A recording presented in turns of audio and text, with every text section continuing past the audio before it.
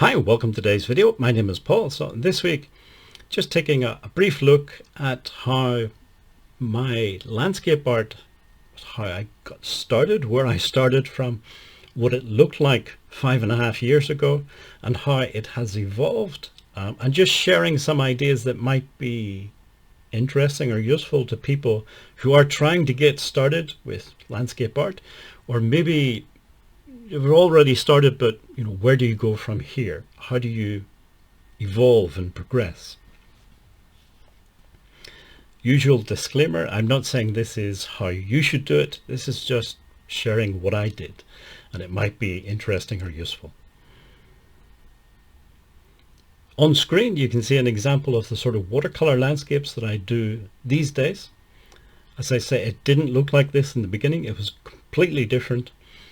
Before we go and look at an example, an early example, maybe it's worth looking at a couple of photographs, or 3 or 4 photographs of landscapes that I can see around where I live, within a few miles of where I live, just to get an idea of what inspires my landscape art.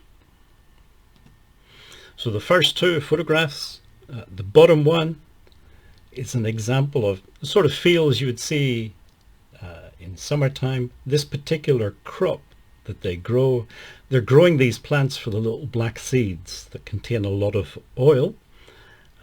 That oil is used in industry for various things. It's also edible, kind of, I think. And so it's used for, I guess, cooking and things like that. But anyway, these plants are covered in these bright yellow flowers, and this is the inspiration for using the light cadmium yellow that I use a lot in landscape painting. Other things, the top photograph, you can see sort of hedgerows, some tree lines. There's always these sort of rolling hills, low hills in the background and on the horizon line. These are all things that, although my landscape art is quite abstract, it is, like a lot of abstract art, it comes from reality, not just from imagination. And I should say at this point as well, I don't use photographic references for making art. I think there's all kinds of potential problems with doing that. So I prefer to use imagination, memory, and occasionally, if the weather's good, which isn't very often, but if it is, I go outside and paint or sketch outside. Painting from life, if you like, is a good way to get ideas and to understand reality, real landscapes, which you can then take those ideas and incorporate them into your own art, even if your art is quite abstract. Another couple of photographs. Again, the top one shows these sort of hedgerows and trees and the distant hills. And then the bottom one is actually a little bit further away. This is if you get into those hills. Now, these are just low hills. They're not mountains or anything. In Ireland, we don't really have big mountains. They're hills. Some of the hills are bigger, but I wouldn't go as far as to say mountains as such. But anyway, once you get into those hills, the landscape does change a bit. There's less. Farmers use the land more for growing grass, which they can then use for grazing animals, sheep in particular. But anyway, the landscape looks a little bit different. So those are the influences. That's where I'm coming from. As I don't use photographic references. I think the landscapes that influence your art, it helps, maybe even it's essential, if those landscapes mean something to you. In my case, I look at these and it's home. It's where I live and where I grew up and so on. So I have a connection with these sort of landscapes. If you're just going online looking for random photographs that you can then turn into paintings, I don't know, does that work? For me, I have to have some sort of connection with what I'm trying to create art. the reference. I can't just use some random reference that has no connection to me. I guess everybody's different. Some people probably can. I don't know. But anyway, that's one of the reasons why I would recommend using imagination and memory. Also, you're avoiding the whole copyright problems as well, because it's just coming out of your imagination. You're not copying someone else's photographs. Photographs also, if you look at these photographs, the amount of detail that you can see is overwhelming. You can quite literally see individual leaves on the trees and the hedges.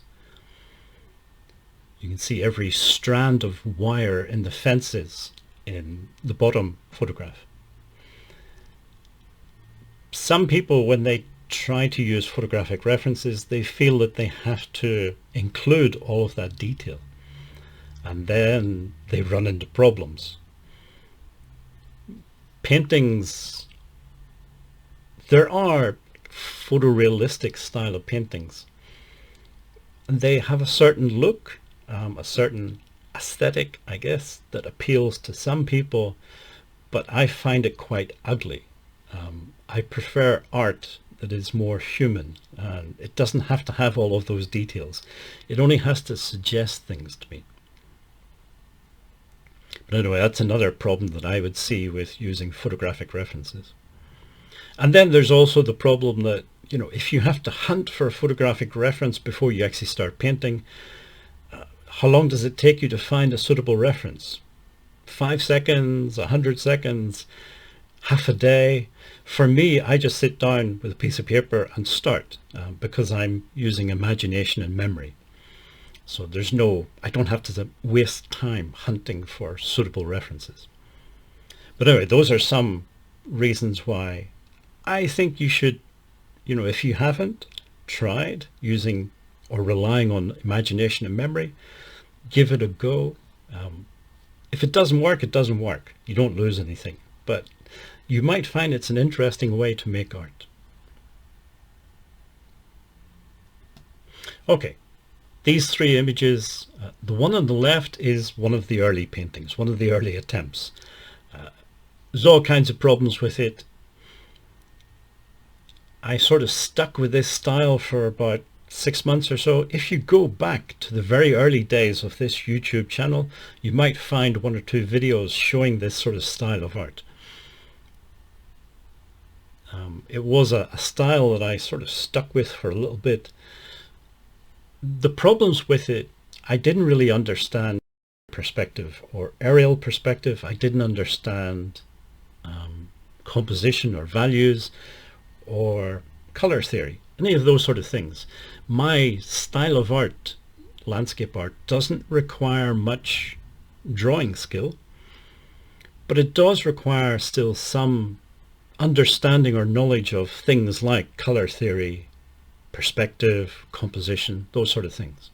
And I think those sort of things are worth studying, even if you end up not really using them that much. It's just, if you know they exist, if you know what they are, and you know how to apply them using whatever medium you like to use, it gives you more options in your art. And those options can help when it comes to progressing your art, evolving your art. If you don't have those options, you're kind of stuck with whatever you're doing. You can experiment, and that might work, but experiments often just don't work. So if you have a bit of knowledge behind it as well, your experiments have perhaps a better chance of producing something that you enjoy. So I moved from that style on the left. I decided to give myself some sort of direction. So impressionist paintings I really enjoyed. So I tried to recreate a sort of impressionist feeling using watercolor. And that I stuck with that for a couple of years as well. The top right hand image shows an example of that. I then became more interested in minimalism and sort of incorporated that into the painting as well, and you can see an example of that in the bottom right. I use the bottom right one. One of the things that's different is there's less detail, and there's also a lot more white paper showing through. Leaving these gaps allows the viewer to fill in things by themselves, to interpret things. It gets them working, gets their imagination and their brains working a bit more.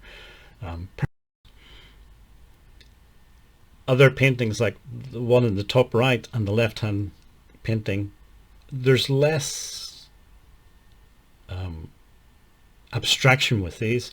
It is what it is. You can just see its fields and sky and so on. So the viewer doesn't have to work as much. There's pros and cons with that. If you just sort of spoon feed the viewer, you'll get a lot more people who will like your art because they don't have to work. They can see what the art is. When it's more abstract, they have to do a bit more work, and some people just don't like having to do a bit of work. These are two examples of, again, this sort of impressionist style. Part of the reason why I moved away from this was I wasn't really using watercolor paint as watercolor paint. I was just using it as paint. You could easily reproduce these paintings with acrylic or oil.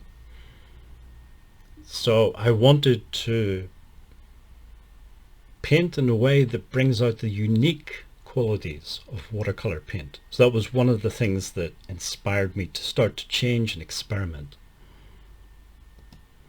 So in both of these paintings, I was using more wet in wet techniques and mixing wet in wet with dry brush and so on. And these different techniques bring out the sort of uniqueness of watercolor paint. There's things that you can do with watercolor paint that you can't do with acrylic or oil or any other medium. And that's kind of what I wanted to explore. I also simplified the color scheme, and I used more analogous colors, so blue and yellow, and where they meet and mix you get green, but all of those colors are on the same side. They're beside each other on the color wheel. They're analogous colors, and that creates a certain atmosphere in the painting. Again, this is something that I didn't understand in the early example. I knew that the color wheel existed, but I didn't really understand it as such. I knew, of course, that if you mix blue and yellow, you get green, but so what? It didn't really mean much to me, and I didn't understand that, using complementary colors or analogous colors, they have different effects on the final composition and how the painting feels and looks to other people. So I'd say try and learn these things.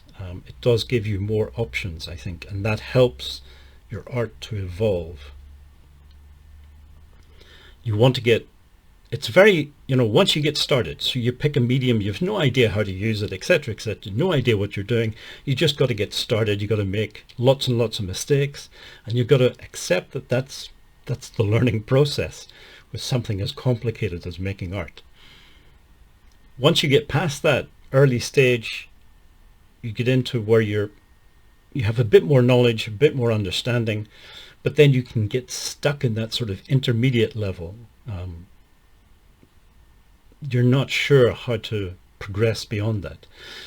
Learning all of that knowledge of things like color theory and so on can help you to, your experiments that you do can help give those experiments a bit of foundation. They're more likely to succeed if you have an idea of what you're doing. The other thing I would say is when you're moving from that sort of beginner stage where you have no idea what's going on to the more sort of, okay, I kind of get what's happening. I have a bit more experience with watercolor or oil paint or whatever it is. If you want to go to another higher level, I think, just my opinion, but I think you have to do your own thing. If you're constantly worrying about, will other people like this art, that's going to hold you back. That is not a good thing. if you go down that road of seeking validation, that road will just take you, it just ends up being frustrating, and it's the road to madness. My advice would be, don't go down that road. Do your own thing. Even if nobody else likes your art, it doesn't matter. Vincent van Gogh, for example, everybody hated his art, but he stuck with it, and he did his own thing, and in the end he became one of the most famous artists in the world.